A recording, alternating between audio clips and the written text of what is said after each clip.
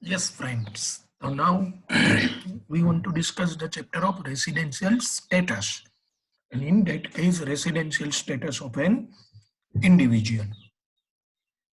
Already we have discussed this point in our classroom. Now, just to revise the same, the first of all, you know that the residential status of an individual has to satisfy two basic conditions. Or first of all, you can say that individuals shall be bifurcated into two parts, resident and non-resident. Resident, when an individual is said to be a resident, when any one of the following basic condition is satisfied. Please remember, residential status ને કોઈ citizenship સાથે કોઈ relation નથી, birth ક્યાં થયો છે એની સાથે પણ કોઈ રિલેશનશિપ નથી. મેઇનલી ટુ બેઝિક કન્ડિશન જ્યારે સેટિસ્ફાઈ થાય, ટુ કન્ડિશન.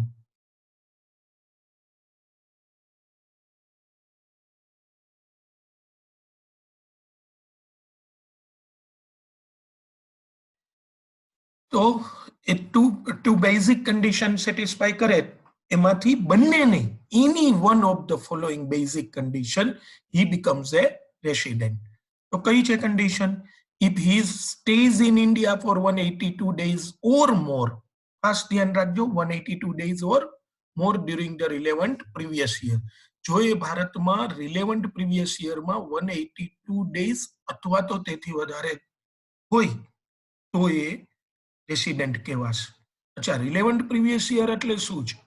સપોઝ તમે રેસિડેન્શિયલ સ્ટેટસ એવાય 2021 માટે નક્કી કરવા માંગો છો, કોઈ ઇન્ડિવિજ્યુઅલનું, મિસ્ટર એક્સ નું રેસિડેન્શિયલ સ્ટેટસ એવાય 2021 માટે, તો તમારે રિલેવન્ટ પીવાય જોવાનું, પ્રીવિયસ યર, એ થશે 1920. એમાં એ ભારતમાં 182 દિવસ અથવા તો એથી વધુ જો હશે, ભારતમાં જ રહ્યો હશે, તો is a resident. So first condition, he stays in India for 182 days or more. Exact 182 days હશે તો પણ એ કન્ડિશન સેટિસ્ફાઈ થયેલી ગણાશે. અચ્છા, સેકન્ડ, કોઈ વ્યક્તિ એવો છે કે જે રિલેવન્ટ પીવાય એટલે કે 1920 માં 182 ડેઝ નથી, તો ઓર છે સેકન્ડ કન્ડિશન. આ બે માંથી કોઈ પણ એક ઉપર મેં લખેલું જ છે, કોઈ પણ એક જ સેટિસ્ફાઈ કરવાની છે. he stays in India for 60 days or more. 182 નહીં તો કાંઈ નહીં, 60 days or more, and also for 365 days or more during 4 years preceding the relevant previous year. એટલે કે ભારતમાં રિલેવન્ટ પ્રીવિયસ યર એવાયક્યુ છે, ફરીથી યાદ કરી લઈએ, 2021, પીવાયક્યુ થશે 1920. એ 1920 માં એ ભારતમાં 60 ડેઝ ઓર મોર બરાબર છે, એ ભારતમાં છે. અને એની પહેલાના 4 વર્ષ એટલે ક્યાં થશે? 18-19, 17-18, 16-17 અને 15-16. આ 4 વર્ષનો ટોટલ 365 ડેઝ એથી વધુ થાય, તેની second condition can be considered as satisfied. માની લ્યો કે કોઈ વ્યક્તિ ભારતમાં છેલ્લા 10 વર્ષથી આવે છે અને 100 ડેઝ રહે છે, બરાબર છે, 100 ડેઝ નો એનો પીરિયડ ઓફ સ્ટે છે, તો જો સેકન્ડ કન્ડિશન સેટિસ્ફાઈ થઈ જશે. 60 days in PY and 4 years immediately preceding the PY, તો 400 days. તો આ બે માંથી કોઈ પણ એક કન્ડિશન, ફરીથી એકવાર, he stays in India for 182 days or more during the relevant previous year, or he stays in India for 60 days or more and 365 days or more during 4 years preceding the relevant PY. If none of these conditions are satisfied, he is considered as non-resident. જો આ બેમાંથી કોઈ પણ એક condition પર satisfy ન થતી હોય તો એ નોન રેસિડેન્ટ ગણાશે, બરાબર છે.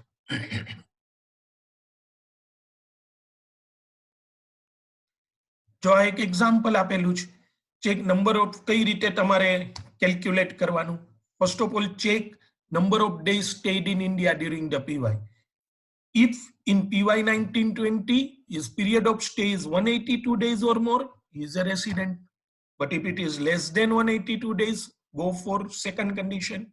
Now in second condition, period of stay is at least 60 days in relevant PY 1920. Yes. Then check whether he is in India for 365 days in 4 years immediately preceding the relevant PY.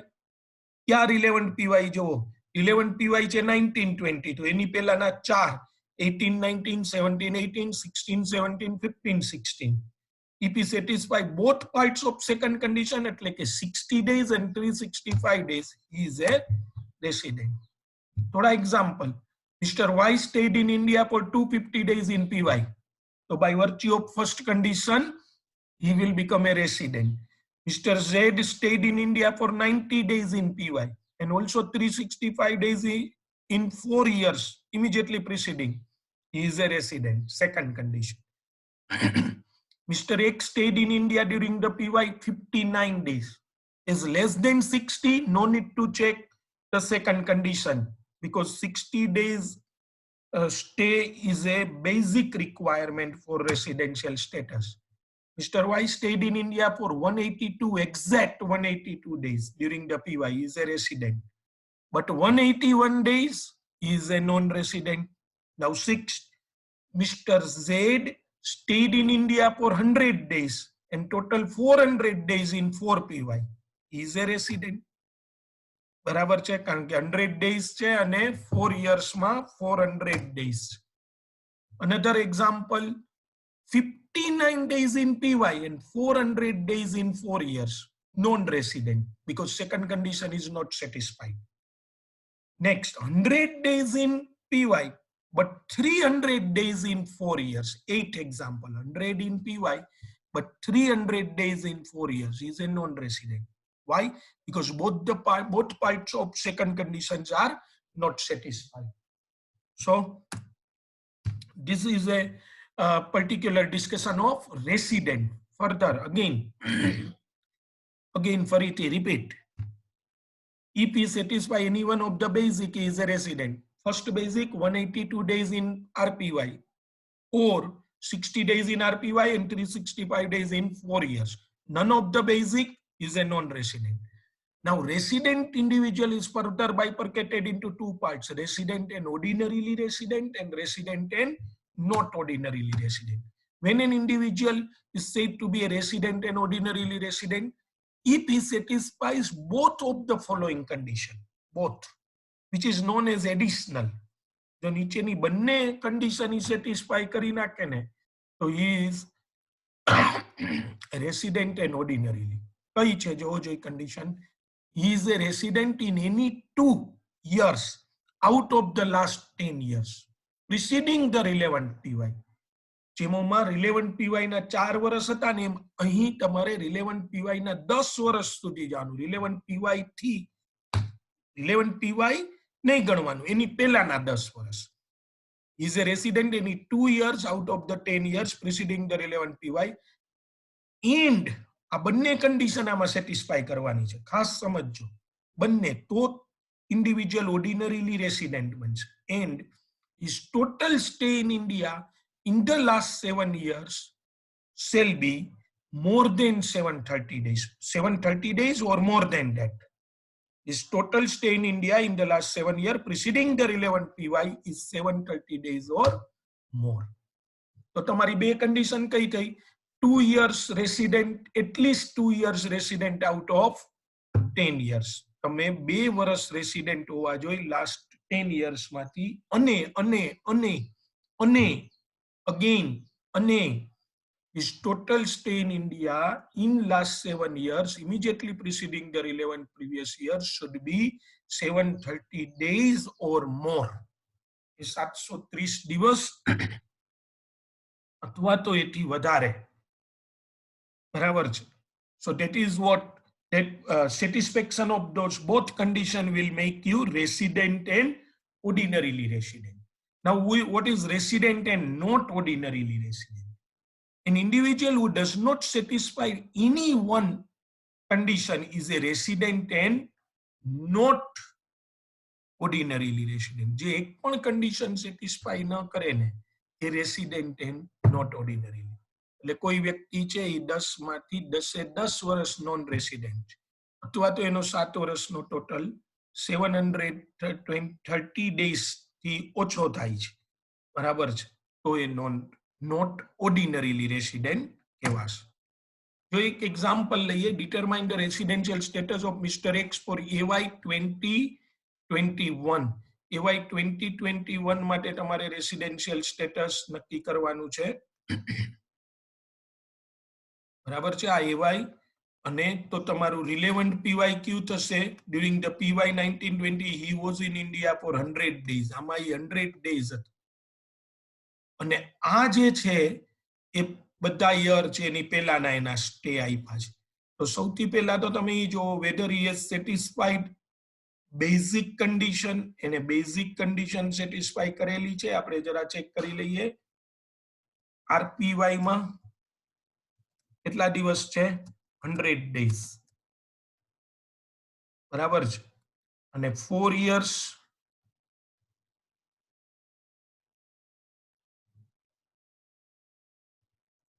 4 years ક્યાં ગણાશે? તો કે આરપીવાય 1920 પહેલાના. તો તમે આરપીવાય 1920 પહેલાના 4 years ગણો છો તો એ આવશે એવરીવન 1 2 3 4, બરાબર છે. આમાં આપણે બતાડી પણ શકીએ, આ 4 વર્ષ થશે, આ 4 યર્સ. અને એનો જો તમે ટોટલ જોવો છો તો એ નેચરલી 365 ડેઝ કરતા તો વધારે જ આવે છે, more than 365 days. એનો અર્થ શું થયો? Basic conditions are satisfied, so he is a resident. તો એ રેસિડેન્ટ તો થાય જ છે. હવે આપણે નેક્સ્ટ જોઈએ.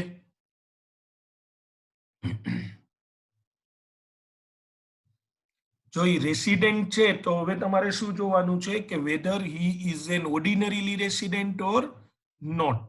એ ઓર્ડિનરીલી રેસિડેન્ટ છે કે નહીં. તો એના માટે તમારે શું જોવું પડશે કે લાસ્ટ 10 યર્સમાં એ વ્યક્તિ રેસિડેન્ટ છે કે નહીં. તો એ આપણે જોઈ લઈએ. લાસ્ટ 10 યર્સ ક્યાં લેવાના છે? પીવાય 1920 ના નથી લેવાના, પીવાય 1920 નથી ગણવાનું, આ નહીં, એની પહેલાના 10 વર્ષ, એટલે કે જે આ ટેબલ આપેલું છે ત્યારથી જ તમારે ગણવાના છે. 1 2 3 4 5 6 7 8 9 10 એક્ઝેક્ટ અહીંયા સુધીના તમારા થશે. તો હવે એમાં આપણે જોતા જાય કે whether he is a resident or not, એ રેસિડેન્ટ છે કે નહીં. એક મિનિટ.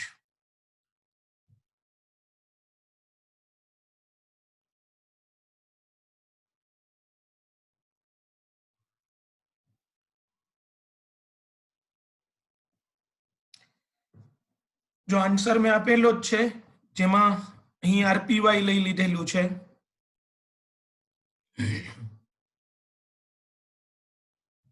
આ આરપીવાય 1920 એમાં તો 100 ડેઝ છે અને 4 યર્સ નો ટોટલ.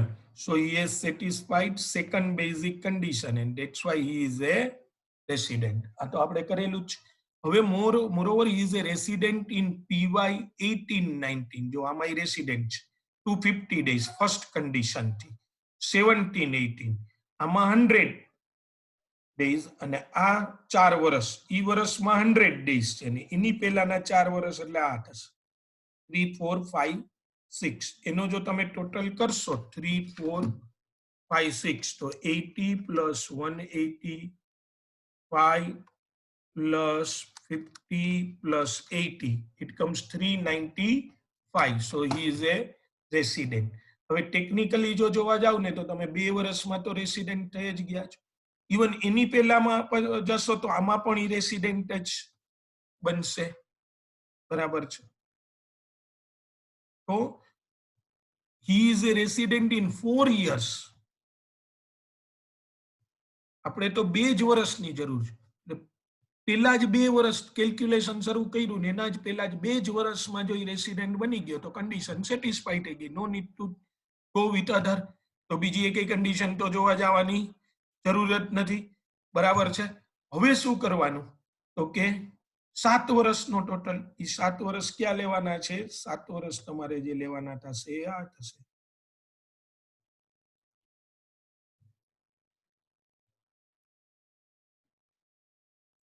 અહીંથી શરૂ કરી અને આ 7 વર્ષ. જો એનો તમે ટોટલ કરશો તો it comes to 865 days, which is more than 730 days. So he has also satisfied second basic condition or second additional condition. He is a resident and ordinarily resident. Okay. Now next.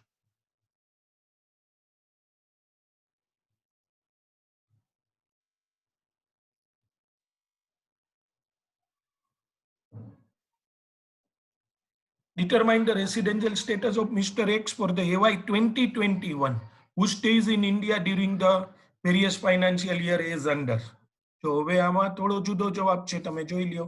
1920 માં he was in India for 100 days અને પછી છેલ્લા 7 વર્ષથી એ on an average આ 7 years તમે જોવો તો એ 100 days જ ભારતમાં આવે છે. તો શું થાય છે? આ ક્વેશ્ચન અને આ એનો answer. It can be observed that he was in India for 100 days in the RPY 1920 and 400 days in 4 years. તો 100 દિવસ અને 4 વર્ષનો ટોટલ 400. એટલે he has satisfied second basic, he is a resident. પણ હવે સાવ સિમ્પલ લેવલે જોવા જાય તો એ 100 days આવે છે છેલ્લા ઘણા ટાઈમથી. તો એનો અર્થ એમ થયો કે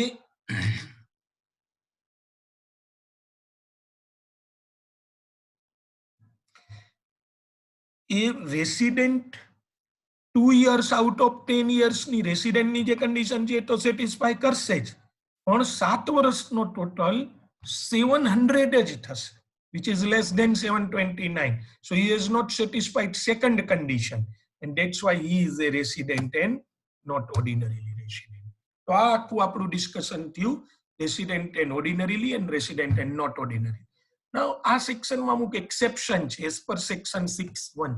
એક્સેપ્શન શું છે? તમે એવું ભણ્યા કે જો કોઈ વ્યક્તિ પ્રીવિયસ યરમાં 60 days હોય અને એની પહેલાના 4 વર્ષમાં એ 365 days થી વધારે હોય તો he is a resident. તો એને રેસિડેન્ટ કહેવાય. પણ હવે જે હું 3 એક્સેપ્શનની વાત કરું છું એ ત્રણેય કેસમાં સેકન્ડ કન્ડિશન એપ્લિકેબલ નહીં થાય. સેકન્ડ કન્ડિશન બેઝિક કન્ડિશન એટલે કઈ? તો કે 60 and 365 days.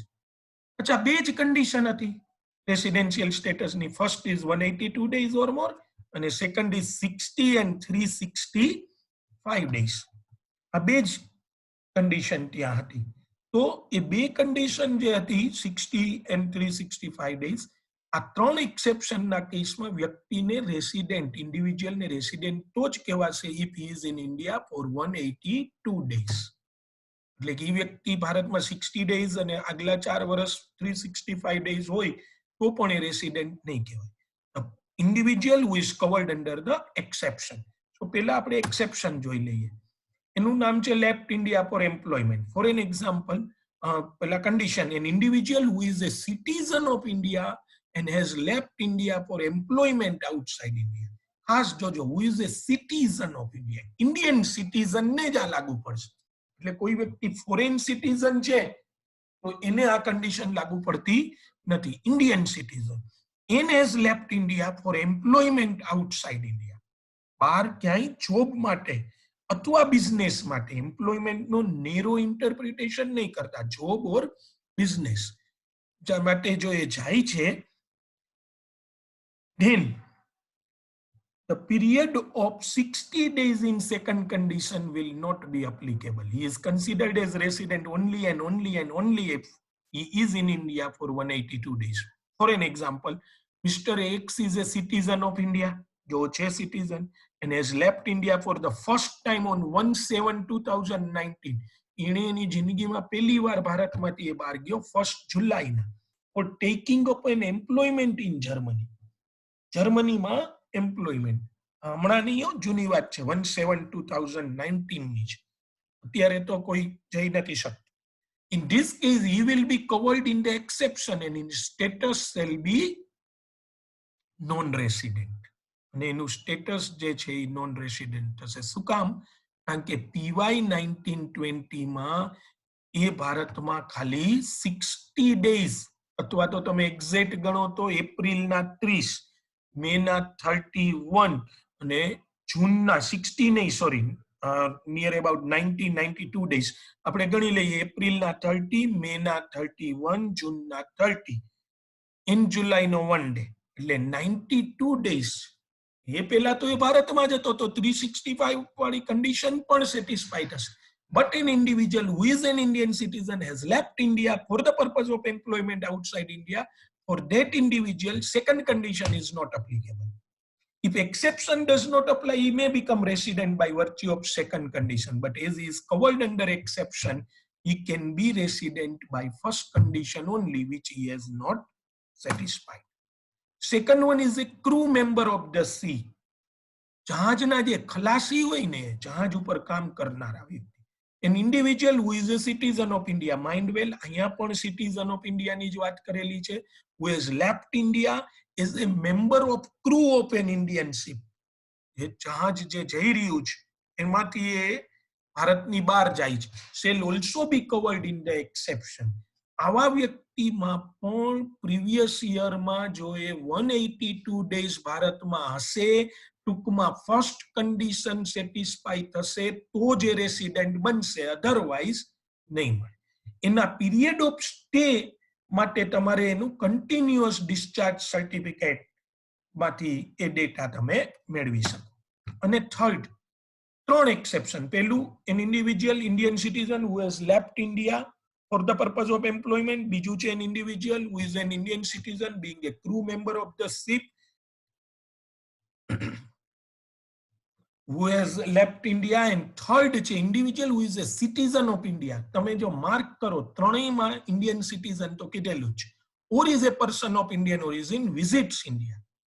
An individual who is a citizen of India or is a person of Indian origin has come to India on a visit shall also be covered under exception. For example, Mr. Ram is a citizen of India and is settled in Africa. Ram પોતે છે તો citizen of India જ, હવે આફ્રિકામાં અત્યારે settle થયા છે. and has come to India on a visit. અહીં રહેવા માટે પરમેનન્ટ નહીં, વિઝિટ. એનો કદાચ અહીં બિઝનેસ પણ હોય, ત્યાંથી મેનેજ કરતા હોય, તો એને ઓલામાં આવેલા છે અને અહીંયા 181 ડેઝ રહ્યા. દર વર્ષે હવે 181 ડેઝ રહે છે, તો સેકન્ડ કન્ડિશન થી તો એ રેસિડેન્ટ બને જ. બટ exception માં આવે છે તો he will be covered in the exception and his status shall be non-resident because his stay in India is less than 182 days. So 3 condition છે: individual who has left India, individual who is a crew member of the ship, and individual who visits India. ત્રણેયમાં Indian citizen હોવા જોઈએ. અને આ third કેસમાં a person may be an Indian citizen or is a person of Indian origin. તો જો આ 3 વસ્તુ તમને આપી છે તો એમાં તમારે રેસિડેન્ટ બનવા માટે જ ખાલી એક જ કન્ડિશન જોવાની છે અને તે છે ફર્સ્ટ બેઝિક કન્ડિશન. હવે એક question, what do you mean by the word person of Indian origin? A person is said to be of Indian origin if he or either of his parents or either of his grandparents, કાં તો એ પોતે અથવા તો એના માતા પિતા અથવા તો એના દાદા દાદી અને નાના નાની, paternal grandparents and maternal grandparents, were born in undivided India. Were born in India or undivided India. બંને. Were born in, just a minute, were born in, અહીંયા તમને બતાડી દઉં છું, born in India or undivided India.